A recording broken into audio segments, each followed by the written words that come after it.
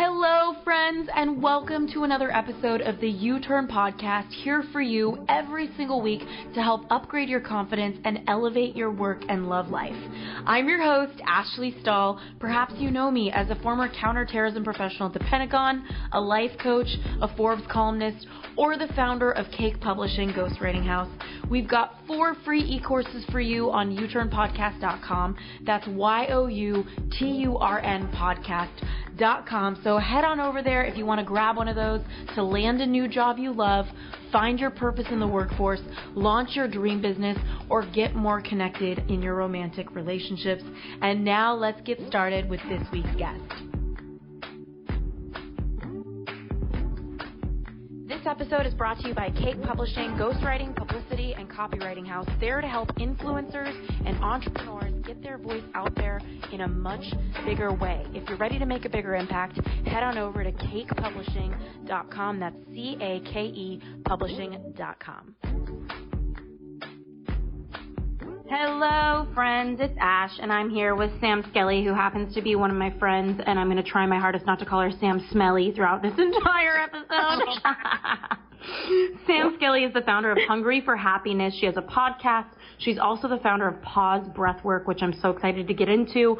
But her mission is to help the world stop using food as a drug and to really reconnect to their bodies, their souls, and their hearts. And so I thought this episode would be really incredible to talk about how to overcome emotional eating.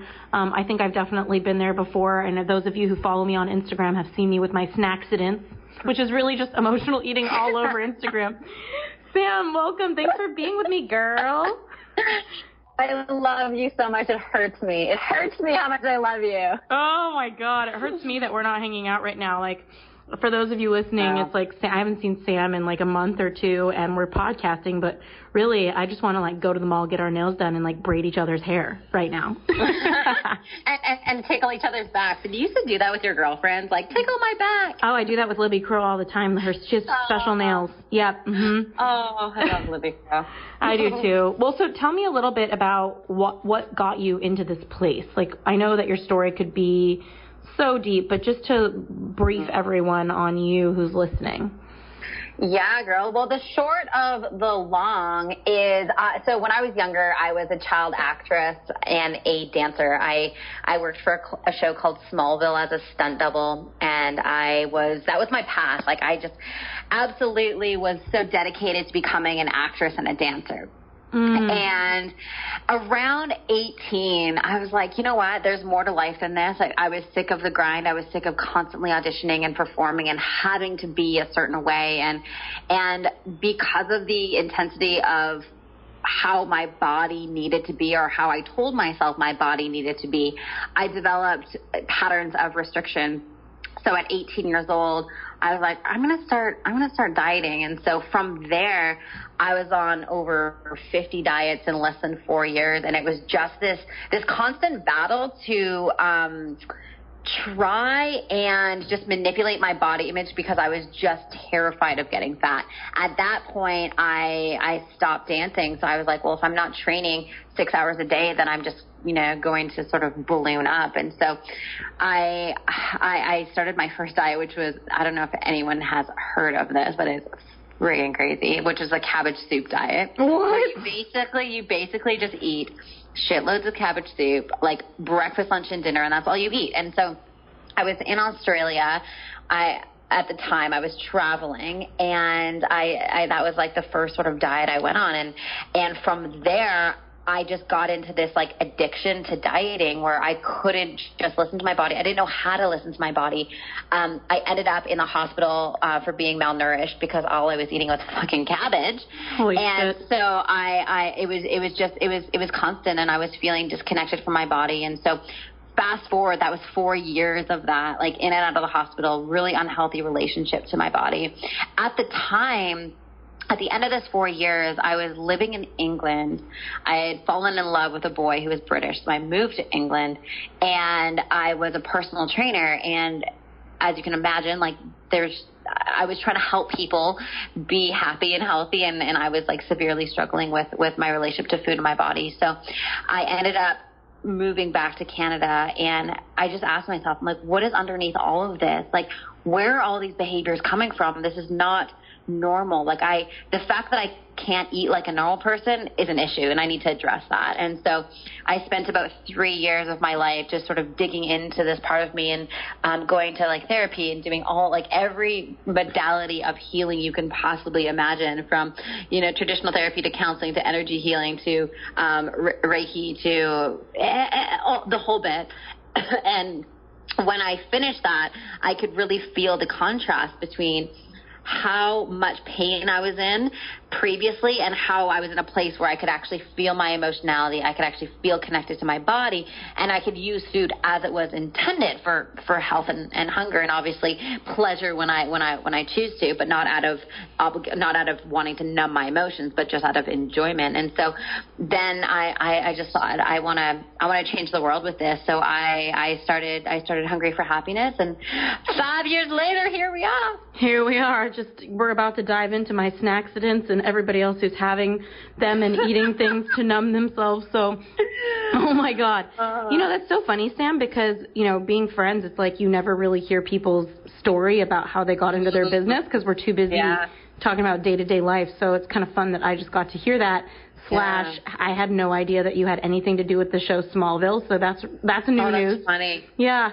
Learning more about you. We're too busy talking about boys, hey? I know, we literally are. And so I feel like I know that you're diving into breath work and you have your podcast about emotional eating.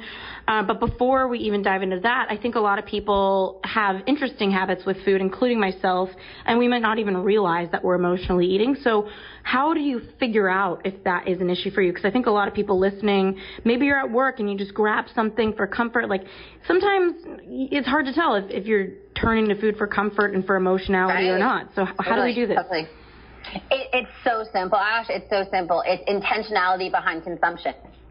So what is the intention behind why you're consuming? Why are you putting that piece of food in your mouth? Like, there's no good foods and bad foods. There's I'm not a calorie counter. I'm not cookies are bad and broccoli is good. It's just not a thing in my philosophy. But what is a thing is, what is the intention behind it? So if the intention behind it is, I want to nourish my body, I'm hungry, I want to enjoy this, I want to truly have this piece of chocolate because it's gonna taste so good, and it feels really nice to have it. That's all beautiful and coming from a place of love and presence, versus I'm going to numb out, check out, and use this food to numb my emotions because I don't know how to handle my emotions, or I don't have the tools to handle my emotions, or my emotions feel overwhelming. And so when we're in that spot of using food as a drug, that's an issue. But when we are eating for health and hunger and enjoyment, that's not an issue. And here's the thing.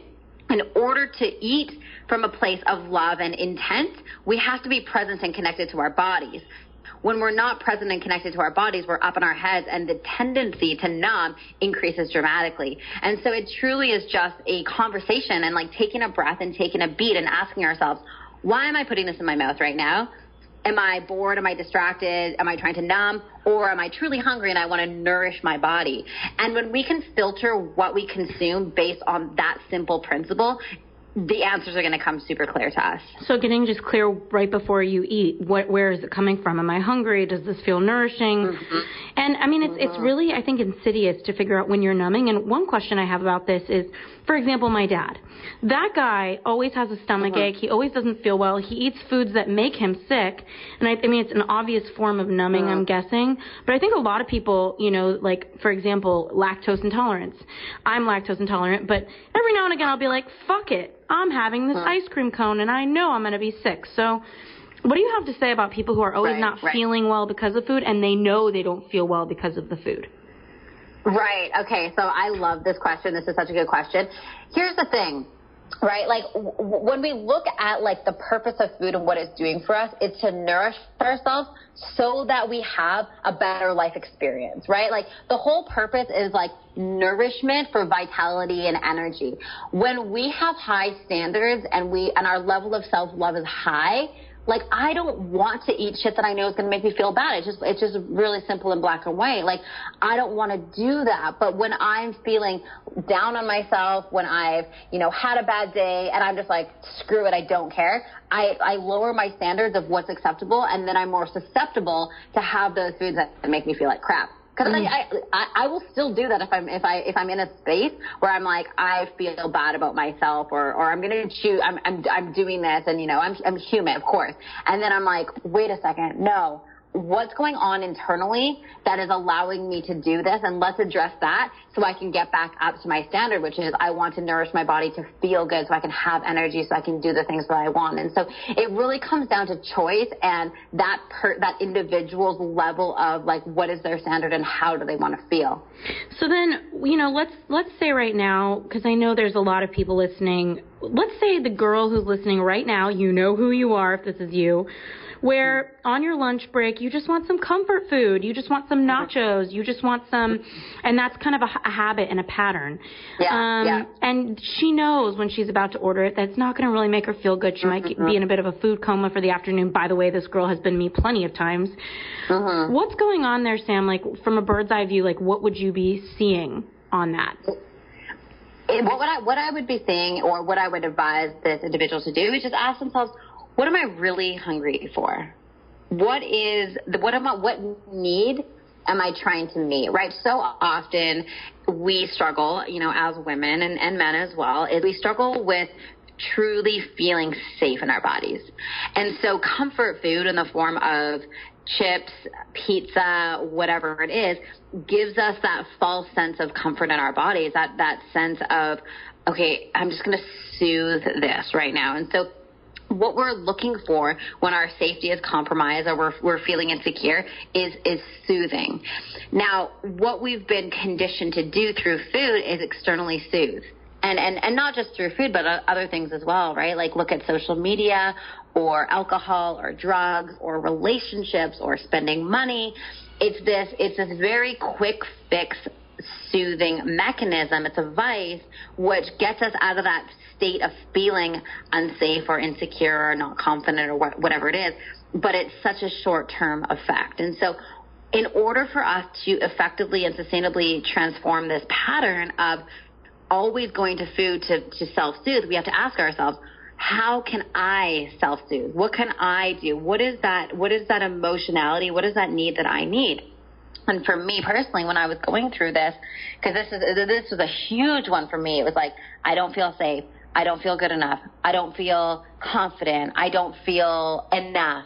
And in order for me to not feel that sensation in my body of not feeling enough, I would use food to numb it. And so I had to get like super, super clear about like, okay, I don't feel safe.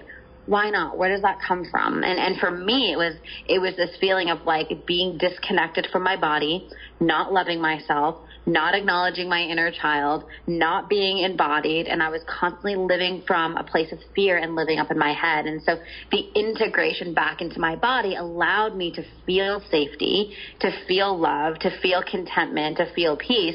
Therefore, the external soother didn't need to be present anymore. And so this is such a common one, right? But when we don't take the time to acknowledge that this is going on at a deeper level, we will create stories and say, like, I just have no willpower, or just this one time, or diet starts Monday, or why can't I ever do this? And we start berating ourselves and hating ourselves and shaming ourselves for overeating. And obviously the impact of overeating is obviously weight gain, which is, unwanted weight gain. And so that has an impact on our self-esteem, the way we feel about ourselves as well. So it truly does become this vicious cycle of consuming the food, numbing our emotions, and then trying to, restrict after, and then binge and then restrict, because we are also gaining weight in the process of it. So all of that to say, identifying what is that emotional need, like what are we actually hungry for, and really taking the time and asking ourselves that, what is really going on? What is that sensation that is screaming at me to numb it? And I think that this even can go deeper, because the next question is, let's say that you're on your lunch break and you kind of know that those nachos are going to make you feel kind of nauseous, or they're not going to prep you to handle your afternoon the best way possible. Is, okay, if I'm craving comfort, maybe that's what's, making you want to have that kind of food. For me, I freaking love shitty food, so I'm like an expert on this personally. But then the next question being, how can I create comfort in my life for myself right now, beyond these chips and these nachos that are going to make my body hurt? Because I think that what you create, you can create more of. So it's like, okay, I want comfort. What's this really about? It's about comfort. So how do I access that in other areas? Well, I get a lot of comfort from my meditation class, or I get a lot of comfort from seeing my friends. So that's amazing. Yeah. Also, Sam, for me personally, I love food, and I grew up in Los Angeles, and I'm one of very few of my friends who did not get an eating disorder. But even in college, I gained the freshman. I went way past the 15. If it was a sprint, I won. I got the freshman 30. And it took me 2 years to lose the weight because I couldn't justify really cutting my diet that much. And because I just love food. And so I'm so curious when it comes to overcoming emotional eating and shifting these patterns. You had said that the first point you had when it comes to how to overcome emotional eating is changing your relationship with pain. So I think we've kind of tipped into this, but I'd love to hear a little bit more about what you think about that.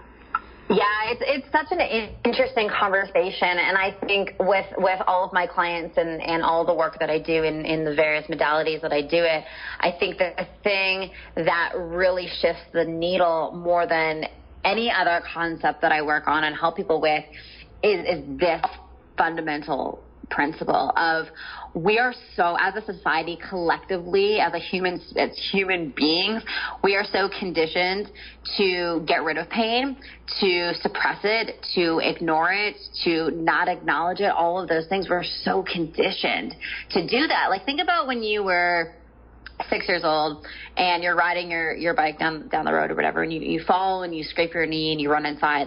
Your mom right away of oh no, clean it up, put a banding on it, get rid of the pain, right? Or if you're crying, your dad will be like, stop crying, that's the worst thing we could possibly say to a kid. But when we're younger, we have this idea that it's not okay to emote, and it's not okay to feel our pain, and it's not okay to express our emotionality. And so we repress it and suppress it, and we hide it, and we create stories around why we can't feel it. And so the second it comes up, our subconscious defensive mechanisms already go into this pattern of, we need to get rid of that. And the way that we, quote unquote, get rid of that is through these vices that I talk about: food, alcohol, drugs, sex, social media, relationships, spending money, all those sorts of things. But when we can change the relationship, and rather than suppress the pain, we go, what is this pain here to teach me? And we fully feel it. That's when we're going to feel liberated from it. And so often clients will be like, Sam, I literally can't stop crying since I've worked with you. And I'm like, yeah, that's because you have to process all this emotion that's right under the surface. There's so much emotionality that we hold right under the surface, and it just takes us to acknowledge it. Every single time we resist an emotion, it persists. Eckhart Tolle says this, right? What we resist persists. It's such a simple and brilliant line with so much truth. What we resist persists. And it's so true. And unless we actively take the time and we actively learn that I can feel this and I can move through this and this will eventually dissipate. And unless we do that, we're going to hold on that pain for our entire lives. We see people who have so much emotional pain, so much physical pain, that their whole lives they've done such a good job at suppressing that pain for so long that it's coming out in very physical ways, right? So first, so there's three sort of sensations that we talk about, right? So we have emotional, or we have intuitive. When we ignore our intuitive calls, it then goes to emotional. And then when we ignore our emotional calls, then it goes to physical. And Give me an example. I want to hear how this looks. Okay. What would be an intuitive call that somebody is ignoring right now? let's break this down. So when people are like, oh my God, I knew I should have done that, right? Yeah. It's like that feeling of like, I knew I should have followed my intuition. My intuition was totally right. And we ignore that call. Well, when we ignore that intuitive call and we choose against our intuition, it has an activation on our emotional landscape. So we immediately feel some sort of emotional pain, right? And then when we feel the emotional pain, we get our defensive mechanisms that get activated that say, you shouldn't feel that emotional pain. So we suppress it and we suppress it and we suppress it. And then the byproduct of suppressed emotionality is obviously ailment in our physicality, right? So then we'll have like back pain and headaches and diseases, and we'll develop intolerances, and we'll develop all these things on our physical landscape because we initially ignored the intuitive hit of what we should do and where we should go. The problem is we have highly activated minds and underactivated intuitions. And so in order to achieve true transformation and healing, it's like we need to flip that on its head. We need to have an highly overactive intuition, and our minds need to shut the F up, because our minds are the ones that are just constantly like operating from fear and telling us to do things that aren't in alignment. Does that make sense? Yeah, you know what this is making me think about is, last time I saw you, we went hiking, and I talked about that guy that I was in love with, and that things ended with him months and months ago. Well, I heard from him recently, so that was kind of intense for me, but it reminds me of this, but it's kind of different because intuitively I knew it was right to part ways with him, and I honored that and I stepped up for that. But emotionally it was still extraordinary pain to accept the truth. And so I totally could see how somebody intuitively got a message inside of themselves. Maybe it's about their job. The intuition is like, this isn't the job for you. You need to leave. They don't listen to that. I could totally see how that could create emotional pain, and that could eventually manifest as a mental breakdown and hurting their mental health or an actual physical illness. But as far as I go, there have been so many times where I do listen to my intuition, and I would love to ask you a little bit more about that whole idea of listening to your intuition. But I listened to my intuition. I parted ways with somebody that I really loved, and ever since then I've been sitting with extraordinary pain, and some days it's not so bad, other days it is. And I used to be in a place where I thought, how do I get rid of this pain? I want to let it go. And now I've evolved into a place of, how do I live with this pain? How do I be with this pain? And so I'm kind of curious, like, what about the opposite when you listen to your intuition and you still have extraordinary pain, and how does that play into all of this, including the whole dynamic of eating? Yeah, I mean, this is such a great question. Living an aligned life and operating from intuition does not exclude us from pain. In fact, at times it moves us into pain. And I know people are like, okay, this is crazy. Like, I don't want to do this. But what we have to realize is, how do we grow? Like, if we go to the gym and we just like sit there on the bench and That's we don't have resistance. We don't have resistance pushing against us, we can't grow. And the same thing happens with our emotions and how we live. It's like, for us to get stronger, like, the pain that you're going through right now, just as painful as it is actually doing something for you. You know, there's a level of growth, and it's a catalyst for you to up level into the next version of you. And so when we can, again, going back to this whole changing our relationship to pain, when we can welcome that in the body and go, okay, this is really heavy, this is super painful, and I know at the end of this is going to feel lighter, and I am going to feel stronger. When we can do that, then we're like, okay, cool, like, this pain is happening for me in perfect timing for a very specific reason. Then when we change our relationship to pain, we can become more intuitive, because we get to this place where we're like, you know what, even if this decision drives me into a challenge, that's my soul, that's what my soul is choosing. My soul is choosing to go through this challenge so that it could grow and I can become a better version of myself, or a more aligned version of myself. And so it's the same thing with food and intuition.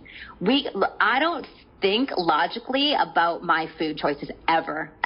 Like, I never do. And for me to even say that is like, hearing myself say that, I'm like, oh my God, I can remember a time where I literally would spend 80% of my time planning meals, counting calories, weighing my food, having like those calorie counter apps, those like electric leashes that like make sure like you don't electric leashes. Oh my God, that's excellent. That's what it is. And now I just really don't think about it. I'm like, I'm like, cool. Like, I'll eat a sandwich here. I'm like, hey, what do I want to eat right now? Like, sometimes I wake up in the morning and I just like, I'm not hungry till 1 o'clock. And I'm like, okay, well, I'll eat then. And I used to think like, oh my God, if I don't eat, then my metabolism's going to get halted and then I'm going to, I'm going to gain weight and all this kind of fun stuff. And I was a fitness competitor for a few years, and it drove me into my obsession and drove me into my disorder even more. And so now utilizing my intuition not only serves me with things like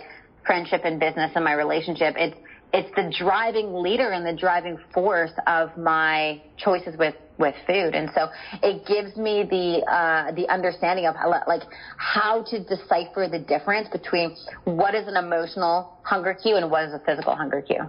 This is so helpful. And I would love to ask you too, just, briefly for everybody listening, I think intuition can be confused with fear. Is this a message telling me not to do something because I'm scared? Or is this an intuitive message alerting me that something isn't right for me? So what do you do in yourself to access your intuition for everybody listening, whether it relates to their relationship with food or anything else?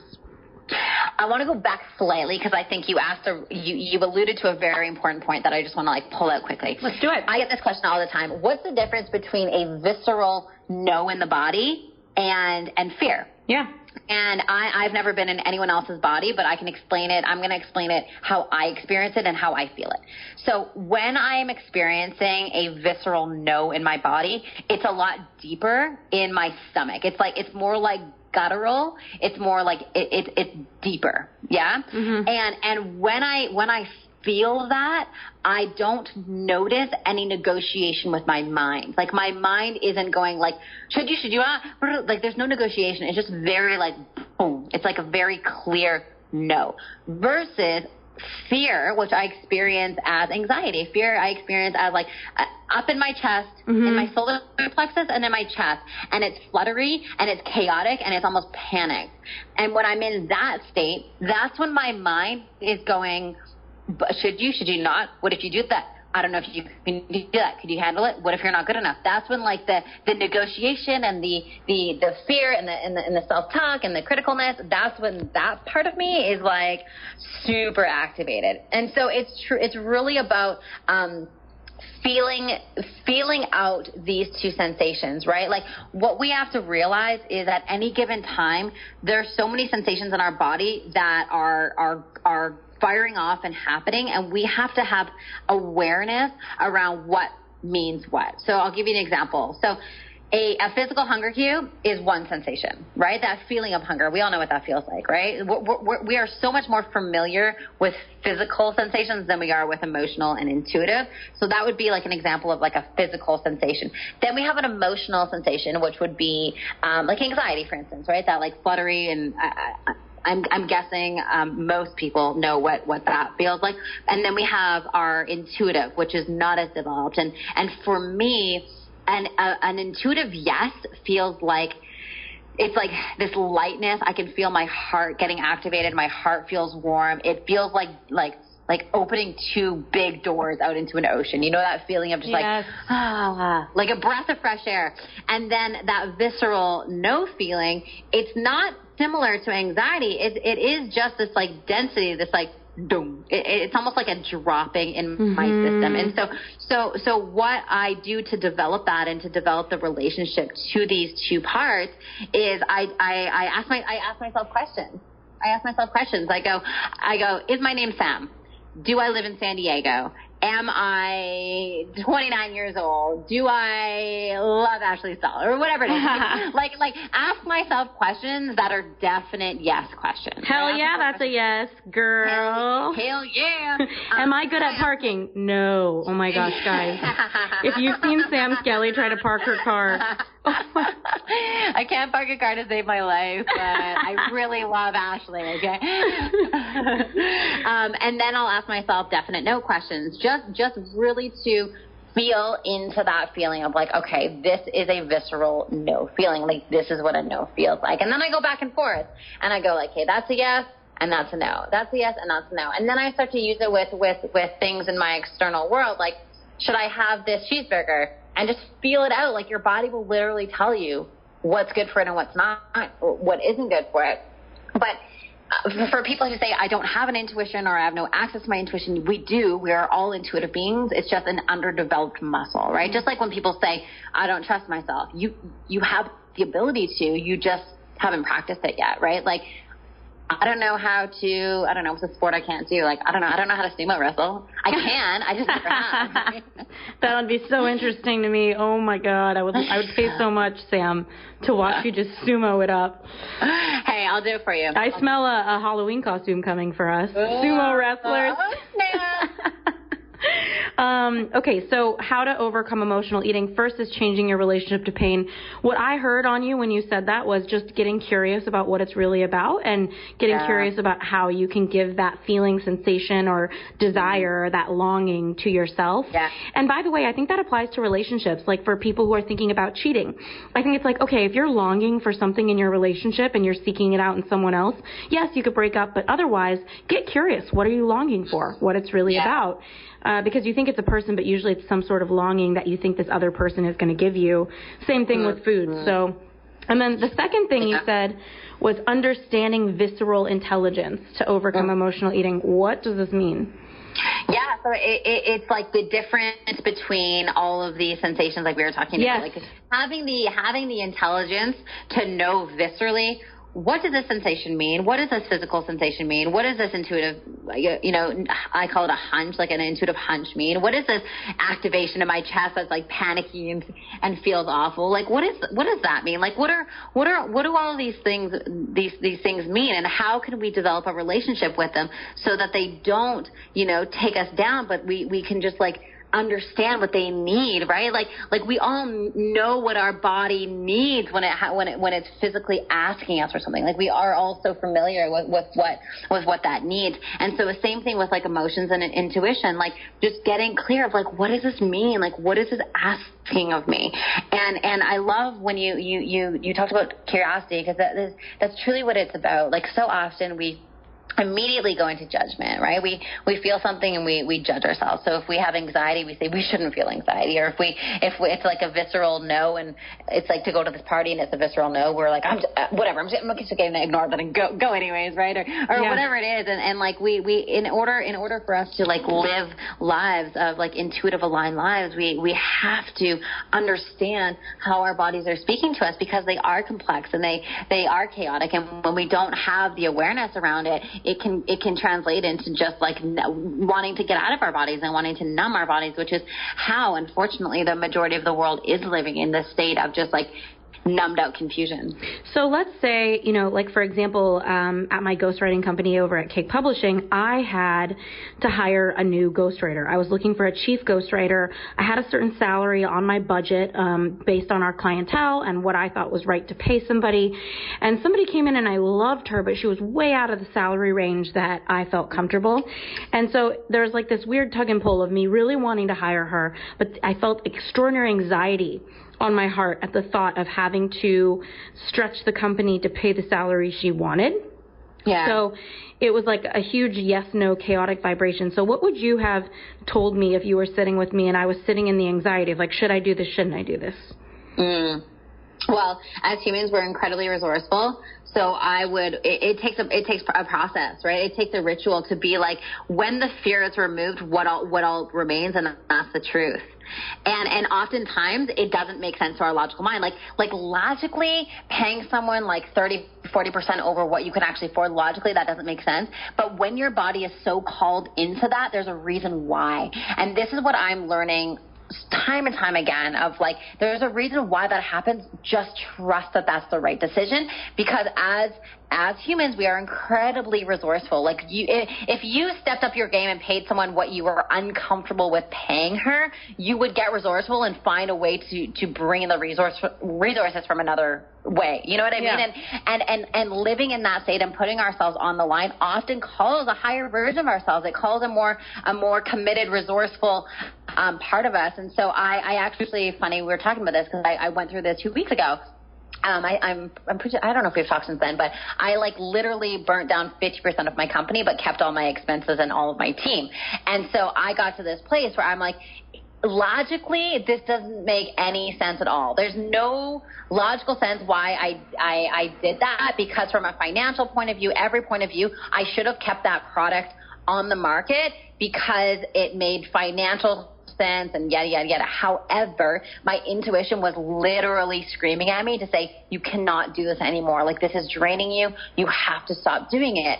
And so it got to a place where I was like, okay, full trust and surrender. All right, I'm going to destroy 50% of my company, take away 50% of my revenue while keeping my expenses the same, which puts us into a deficit, obviously. But now I get to create how I'm going to bring in the rest of that income in a more aligned way.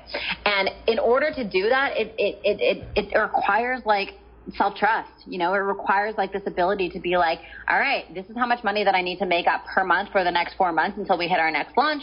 How can I do that? And where can I find that from? And how can I create something that's more in alignment? And so this space, although it's like there's a little bit of fear, it feels way more aligned versus staying with something that I knew was not serving me and I knew was draining my soul. And my soul was literally like, stop being a dick. Stop doing this. You know, it's so funny. It's kind of like everybody's listening. It's like YOLO, but be practical.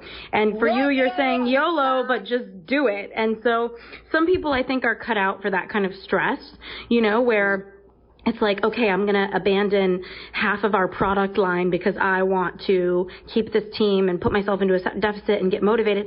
But I know that there's other people that would crumble them. Yeah. So how do people gauge what their limits and their boundaries are when it comes to taking intuitive risks?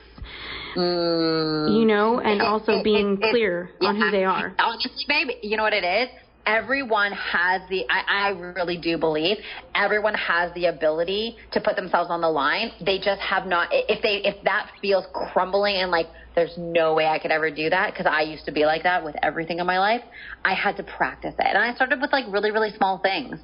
Like, I trust myself to not overeat today, or I trust myself to make my bed every single week, or I trust myself to whatever it was, like small things, like go to yoga or whatever, right?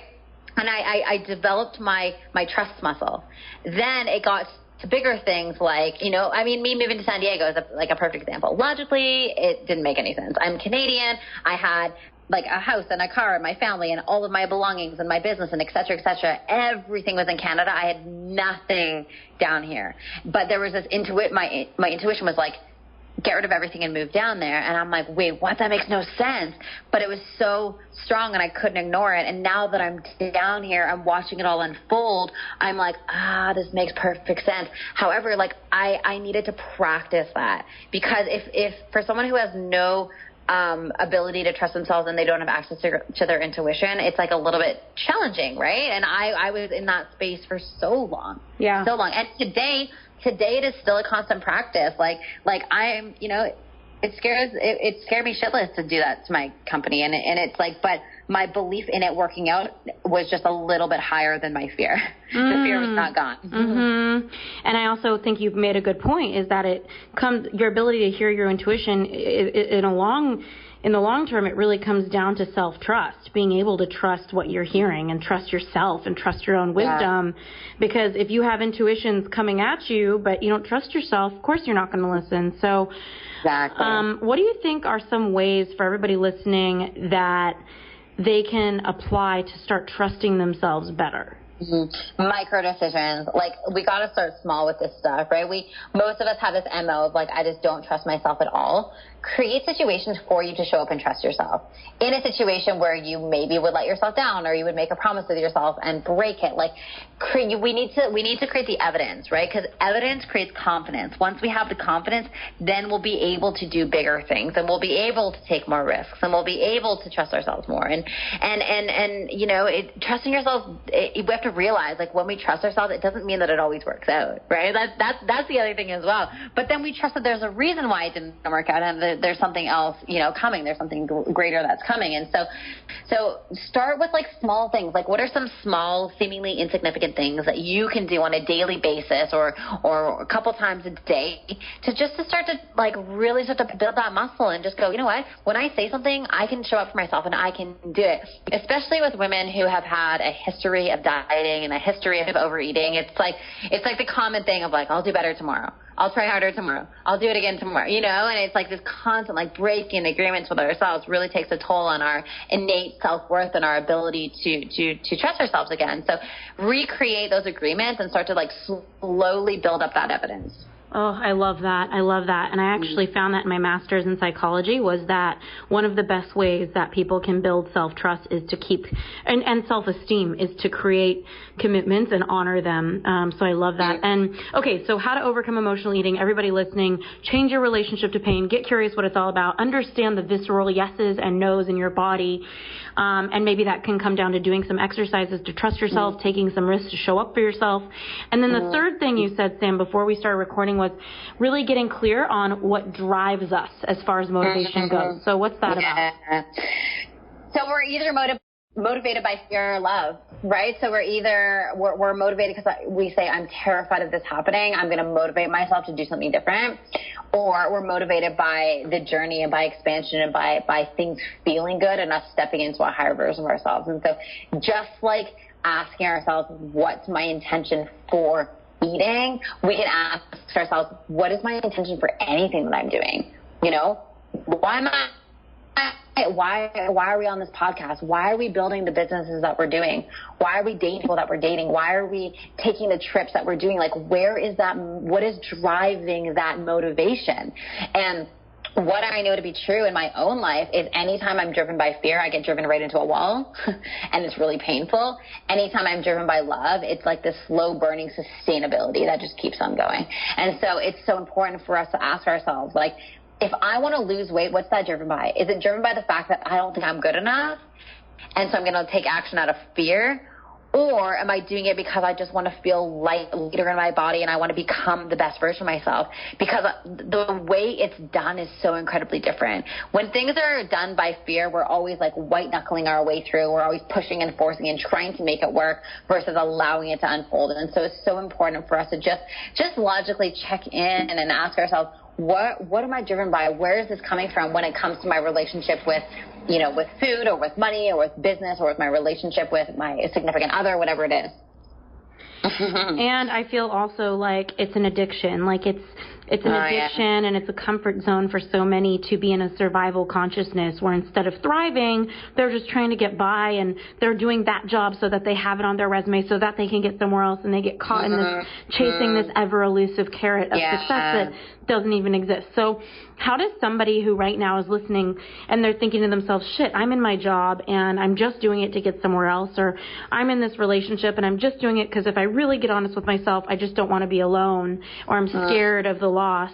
What kind of questions can we ask somebody, or how can we challenge them to step up into a higher version of themselves and start creating out of love and inspiration? Because I really believe that we're all like little cars driving around and you can put different gas in, right? And so one gas is fear of failure. That got me through the Pentagon. That got me in counterterrorism, was afraid of being no one. You know, and ultimately everybody's afraid of not mattering. I think that's why everybody wants to do something in the world fundamentally. And so how do we shift the gas we put in our emotional car and drive around the world to be inspiration? Like, what are some things we can do? That's a good question. Such a good question. So it's so interesting because in order for us to perform externally, we have to first touch base with what is the highest version of ourselves. We have to first touch base with the feeling. So we always have to go in before we go out. Always, right? Or else, like, so much of my, like, at the beginning of my career was like, it was like success sabotage. Like, I'm going to prove to you that I can be successful. And so it wasn't coming from a place of like impact or whatever it was in my first couple businesses. It was always coming from a place, I'm going to prove you wrong. Yeah. I'm going to show you that I can do it. I'm going to do this. Right. And I didn't have any touch with what does Samantha Skelly want? What is driving me? What feels good for me? What direction feels good for me? So in order for us to take action externally, we have to first go inward. Yes. Right? If we want to feel better, we have to be better feelers.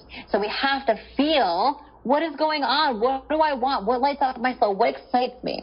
And oftentimes, like, we don't need to drastically change our entire life to have more impact or to feel more significant. So often people are like, I'm going to quit my job and move across the world and do all this stuff. It's like your problems are going to go with you because the very thing that created it on this side of the world is going to create it on the other side of the world. Yeah. But it's so important if we are feeling like we want to experience more, don't look for it externally. Like, go within, like, feel into it, feel all these things that we're talking about. It's just so critical. I see so many people chasing shiny balls for this, like, fear of, like, I want to be somebody, that they end up, you know, draining themselves out and burning down their businesses and all this kind of stuff. It's like, it's so important that we start from a place of what is truly authentic to us, but we first need to feel it to take any action. Well, and, you know, that makes me think a lot of me because, you know, it's like my first company making millions and losing millions. It's like, I think that I was in a lot of integrity when I created it. I was super inspired. And then somewhere along the way, I lost myself. And so I think that it's also just so important for everybody listening to understand that, yes, you can get into a flow-like state where you're inspired and you're operating out of love, but fear can come at any time, and it's all about going in and figuring out what it's really about. And most of the time, it's not even a real fear. Nothing's really actually going to happen. It's all made up. So I love what you're saying. And then the final piece to overcoming emotional eating is numbing versus healing. So I'd love to hear, you know, you told me that earlier, and I'm so curious now how to figure out what is numbing versus what is healing. Yeah. Well, I loved taking sort of like activity inventory of my life and asking myself, what are the things that I'm doing in my life that is bringing me closer to my highest self, and what are the things that is bringing me away from it? It's so funny we're having this conversation right now because, so my mom a few years ago, well, no, this was like last year, my mom like sat down with me and she was like, you know, Sam, you are just so busy. You're just so busy. Like, you're always working. You're always trying to fill your schedule. You're always go. And when I heard it from my mom, I was like, Mom, whatever. Like, I'm just doing my thing. I'm just building business. Like, I'm not busy. Like, leave me alone, even though, like, I was triggered because I knew it was true. So that was, like, the first thing, right? And then the second thing was Kipton, my boyfriend, he's like, babe, do you have to be like constantly busy all the time? Like you literally fill every single hour you have all the time. And I'm like, yeah, babe, like it's totally necessary. Like, I need to be doing that. And then he was like, all right, okay, cool. Like, I'm not going to push it, but like, I just want to like bring that to your attention. Like, it seems like you're just like constantly busy doing thing after thing after thing always. And that was the second thing. I'm like, fuck, my mom said that too. And then yesterday, my business partner was like, dude, you need to like not do so much. Like, look at your calendar. Like, this is ridiculous. And I had like this come to Jesus moment yesterday. And I was like, right, why am I being so busy? Like, where's that coming from? And I didn't realize this, but I was like, fuck, like, so much of what I do is driven by the fact that, like, it's driven by fear. Like, so much of my doing was driven by fear. Like, I looked at my calendar, I'm like, that was unnecessary, right? Like, I looked at all these things that I was doing. And so that's just like an example of like how I did it in my life of like, I want to have space in my calendar so I can like really start to like heal. And I think the busyness for me was like a little bit of a distraction. And it's not like I've been doing it for the last 10 years, but it's like in this last couple of months, I've just like done it a little bit more. And maybe it was like the anxiety of like the business failing. And I'm like, oh my God, I need to be busy so that I can, you know, I can. Yeah. So like, who am I to relax when I just made this big change? Exactly. So it was like this moment of like, oh shit, okay, all right, I need to just like be okay with space. Can I be okay with space and not distract myself and use the space for like this time of healing, right? And so same thing with food. Like, food can be filtered under that as well. Like, am I numbing or am I healing? Yeah, right? it's so funny as well. It's so like, ironic too, because you're like in your car doing this podcast interview, by the way. So busy, you're doing a podcast in your car, Sam. Gotcha. Well, no, dude, this is it, right? It's like I just need my schedule to breathe a little bit so I can tap into like my gifts more, because when I'm so busy, it's hard for me to be a healer. Girl, you're talking to the right person, because I went through this and now I have no problem relaxing and having an airier schedule. The only time you'll find me busy is because I decided to take 4 weeks off, and so I'll have a chaotic week so that I don't have to do anything later. That's like my kind of busy, but and That's so interesting. I'm at this phase right now with my company where like I have an amazing team and they kick ass and they do so well, but it's like oh my God, can I actually let go? Can I actually do this? Is this real life? That kind of thing going on. Yeah, well, and I mean, I think that in society we come from a world where culture discusses, luck. They say like waiting for the other shoe to drop or don't hold your breath. Yeah. And so I think we're trained to be afraid that when things are going well that they're actually not. Which is like Gay Hendricks and Big Leap. It's an upper limit problem, right? Like, are we all willing to let things go well and be easy? Totally, girl. It's just so fascinating. Mm-hmm. It's just so fascinating. And so, yeah, that's like my biggest work right now is can I be less busy and can I just be more? Can I just be more? Like, can I just go on nature walks and not worry about checking my email? Can I just like not have a meeting for one day? Can I just, just be? And so that was just such an interesting thing for me of like, oh my God, yeah, this was driven by numbing, like, oh, I don't want to feel the fact that this move that I did was a little bit scary, even though I know it's right based on my intuition. So now it's like the other side of it of like, can I be okay and just fully trust? And that is so challenging. And so how do you heal? So obviously we can see the numbing there and making a huge risky decision that feels in alignment with your intuition, but then having to be with it. And so we can see how it's tempting to numb and to get really busy so you don't have to really be with the fear. But what about healing? Like, how do we do that? For me, in this particular situation, it's me taking time and being alone. Sovereignty, just being alone and being with all parts of me, looking, like doing mirror work and just looking at myself, doing breath work and feeling my body, like really just like being on my own and just listening to what is next and listening to like what is needing to come through. Like even me saying that, my heart is like, finally figure this out, like, right? And so that for me is like the next stage versus trying to hustle for my worth and hustle to get there and hustle to do it quickly. It's just the state of being like, I'm going to let go and trust and surrender and listen to the universe and listen to like whatever is speaking to me to allow myself to be divinely guided in the right direction, which does come from this very deep intuitive place. Like I can't figure that out in my logical mind. Like I could think about what would make sense from like a business point of view and I could take action out of fear, but I don't want to do that anymore. Like with pause, and it's so funny that like I named my company Pause because it's like, this is the lesson that I'm learning right now is like how to truly pause. Pause is forcing me to pause, and it's so interesting. It's like I feel like everything I create is like an entity, and it's coming through me to teach me something. And Hungry for Happiness was, oh my God, like the lessons that Hungry for Happiness gave me are just incredible and continue to give me lessons. And I feel like the lessons from Pause, although it's not in its fullest version yet, it's already teaching me something. Like the energetic body of the entity is already teaching me things. And it's really, really cool. So. Well, I know that like even though we're wrapping up right now, I feel like because you're moving into breath work, I know we probably don't have time to tell everybody how to do breath work, but I would love to hear like why is it so powerful and why should people consider it, because I'm sure that people can come find you and learn more about breath work as well. Yeah, for sure. So I'll give you the short of the long. So I truly believe like for us to raise our consciousness and become the highest version of ourselves, we have to feel. And oftentimes the mind blocks us from feeling because of all the stories and conditioning we have. It's not safe. I can't feel this. My body's I'm gonna overwhelm myself. All these stories, right?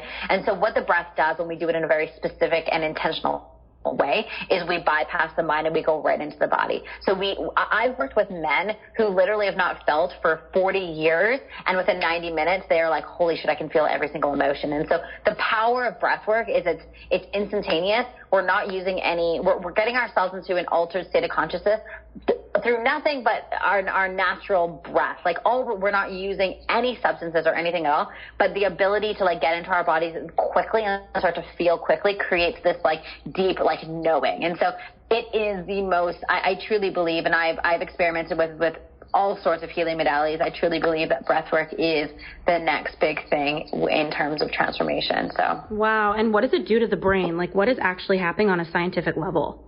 So it oxygenates the brain. So you get more oxygen in the brain, and it activates the frontal cortex to allow ourselves to feel things like self-compassion and self-love and calmness. And it releases the emotional junk in our system. So when we have like so much anxiety, our brain is activated into fear, right? We got to protect ourselves.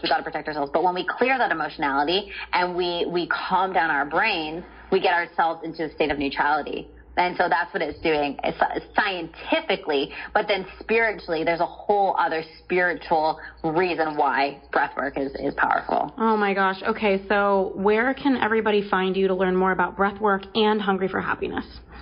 I would say the best place would be Instagram, just at Samantha Skelly. I'm super active with my DMs. If you guys have questions on anything food and body related or anything breathwork related, just shoot me a DM. I love connecting with you guys there. Hungryforhappiness.com is kind of the house of all of our emotional eating and all that kind of stuff. We have a certification program where we certify people in our formula to coach our philosophy. So it's all there. Oh my gosh, Sam, I'm having a really strong intuitive hit and I need to share it with you right now. I feel like I just realized, like, why are we waiting for Halloween to wear sumo wrestler outfits? And do we think we would get arrested if we walked around Santa Monica in matching sumo wrestler outfits for a random spa day? Absolutely not. Can I buy them right now on Amazon? There's ones that actually blow up and they turn you into like a huge balloon. Can Sam, I buy them? Yes, you can buy it. And okay. Would that not light you up as much as me? Because I feel like we need to run around like sumo wrestlers and then go get like a spa treatment. Okay, you are talking dirty. You're talking dirty to me now. Kitchen's gonna be like, you've outscored him today. Girl, you're the best. You are just such a treat. Thank you so much for being on here. You're so welcome. Thanks so much for having me, girl. I so appreciate you.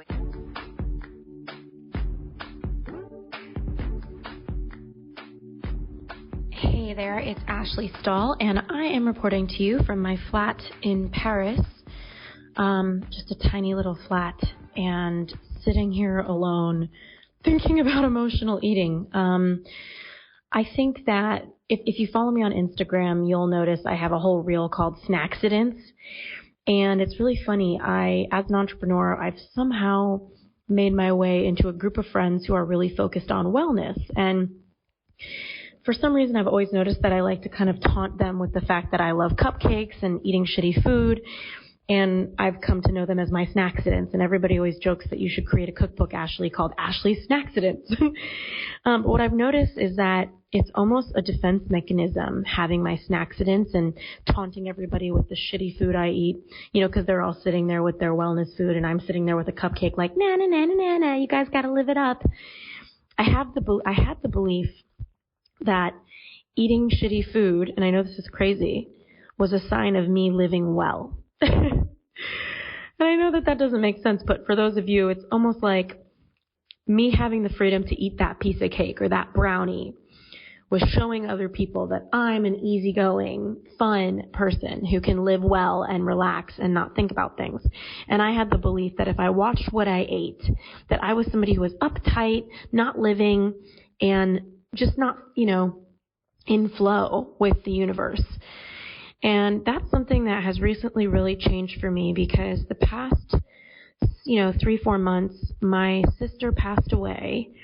I had a cold for 2 months, and every time I've traveled, I've gotten sick from the airplane, and I've been getting these face rashes that I didn't really know what to do with. And after a series of going to the doctor, I got an allergy test and realized that I was allergic to milk, all forms of milk, goat milk, sheep's milk, cow milk, all of it, and also eggs and almonds. So that basically means cake, anything that's made with milk and eggs, all my favorite things, cookies.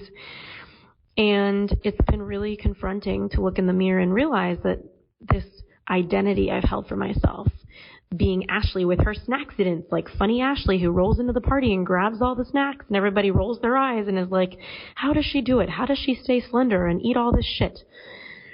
And it's turned me into somebody who has to really take a look at who I am and what I value. And I never would have thought my relationship with food would ask these bigger questions, but they do. And they not only ask those questions, but they ask you, to take a look at where you're numbing yourself or where you're having addictive behavior. So I want to talk about that too. I find that a lot of people have addictive behavior that they are not aware that they have. So for example, the addictive behavior could be in sex, it could be in money, it could be in food and how they're eating, it could be in, really anything, drugs, of course. And really the concept of addiction is based on this feeling of needing something and needing it consistently. And I've noticed in my social circle with all these entrepreneurs that they use food to live. They don't live to eat, they eat to live well. They eat to be aware, they eat to be focused. And for the past, years of my life, years and years, I've always felt a bit brain foggy, slower, tired. And I've always wondered, why does everybody have so much more energy than me? Even though I work really hard, I'm sometimes pushing through. Whereas everybody feels like they're being pulled, like they have energy and it's pulling them in a direction. And so it's been really recent that I've had to stop with my snackcidents and start eating that, well-balanced diet. That means more vegetables, more clean meats, more green juice. I came up with a morning smoothie. So if you want the ingredients for that, it's totally changed my life. You can just DM me at Ashley Stahl on Instagram and I'll send you the ingredients. It's been an amazing smoothie that's given me a lot of energy through the day. But I've had to be with myself and it's been really painful. And so whether you're struggling with addiction to shopping, money, drugs, sex, alcohol, whatever, you'll notice that when you stop giving yourself that scratch to that itch, that you have to sit with some very uncomfortable feelings that you've been avoiding all along. And so the question I want to ask you right now is, where do you feel like you might have some addictive behavior? Are you addicted to sugar? Are you addicted to coffee? Are you addicted to alcohol?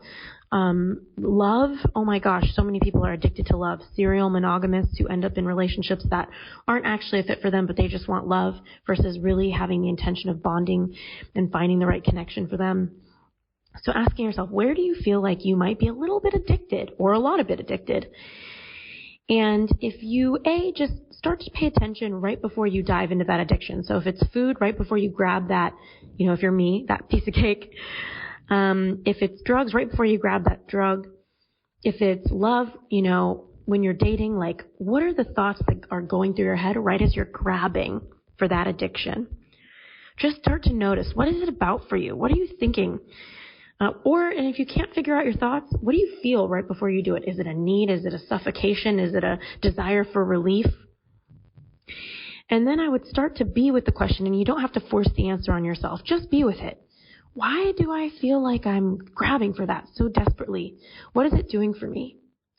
And the second step is not grabbing for it, sitting with yourself and resisting it and starting to pay attention to what comes up for me when I don't give in. What are the thoughts? What are the feelings? Is it desperation? And then the third question is, where has this come from in my life? When did I start grabbing for this? What was that moment where this started to feel like the thing that felt like a relief? And the more that you can question that, the more connected you can get to yourself. Because more often than not, these small or big addictive behaviors are just helping us avoid feeling. Because we were taught that pain hurts and it's something to be avoided. But what I've found is that pain is a messenger and it can help you grow and learn more about yourself than almost anything else. In fact, I think the two biggest catalysts for personal transformation are love, real love, or loss, true loss. And if that's the case, those are both real pain, So I want to invite you to take a look at, where are you addictive? And what happens when you don't give in? And it doesn't mean you have to stop it. It doesn't mean you have to let it go from your life. But it does mean that you can get curious and start to go on a quest of having this experience of who you are without the thing and what comes up for you when you don't give it to yourself. I noticed for me that my addiction to food was from a young age. When my dad lost his company, we were all really stressed, but the one thing he would spend on was food. And so I always looked forward to that time with my family. And it always felt like kind of a relief. Like we weren't in restriction in those moments. We were in a lot of restriction in our house about money, about, what we could afford. But when he went out to eat, he really went for it. So I let myself go for it too. And that was where I started to associate food with freedom, release, relief. And I've really started to question that, because what I'm finding is that when I eat things I'm allergic to, it's really imprisoning. It's not release. I'm not living better. I'm living worse. And so I started to challenge my beliefs. Am I really living well by having this cupcake? Because it makes my brain foggy. It makes me really disoriented. And I can't think. Or maybe, in freshman year of college, I gained I think it's the freshman 15 is what people talk about. I gained the freshman 25. So if it was a marathon, I really ran that one. I gained a lot of weight freshman year of college. It took me 2 years as a jogger to lose it because I couldn't restrict food that much. I had to really do a lot of moderation. But it's been a really emotional journey for me to stop, grabbing off the shelf for the things that I love and start being with myself and questioning the beliefs that I'm a more free, fun individual by eating these things. And maybe you are, but for me, they make me sick. I've been getting sick from them, and to go to the doctor and to be told how severe my allergies are and to be told what the symptoms are, that I get brain fog, that I'm disoriented, that I almost feel drunk, that I don't sleep well, that my whole body's inflamed, that I can't breathe as well through my nose. I've really started to shift my life, and it's been really hard because food has been such a source of joy for me. So I want to invite you to look into your addictive behaviors. I was going to say patterns, but patterns, behavior patterns, and really start to see where you can ascend and where you can use them to look at yourself more deeply and grow. All right, this is Ashley Stahl signing off, sending you so much love. And again, feel free to DM me on Instagram at Ashley Stahl if you want for me to send you my ingredients for my morning smoothie that I love so much.